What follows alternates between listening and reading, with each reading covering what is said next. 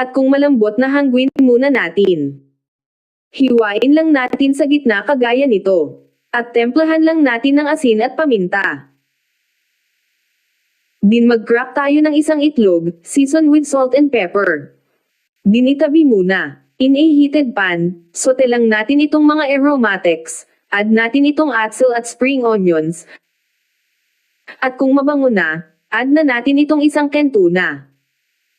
At kung luto na, add na itong tuna sa talong. Punuan lang natin lahat yan, tsaka natin ibuhos itong itlog.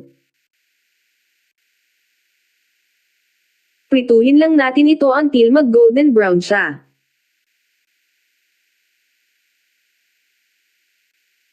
Kapag luto na hangguin na natin ito. At ito na ang ating masarap na ulam na tortang talong with tuna. Siguradong magugustuhan nyo ito, kaya i-try nyo na rin.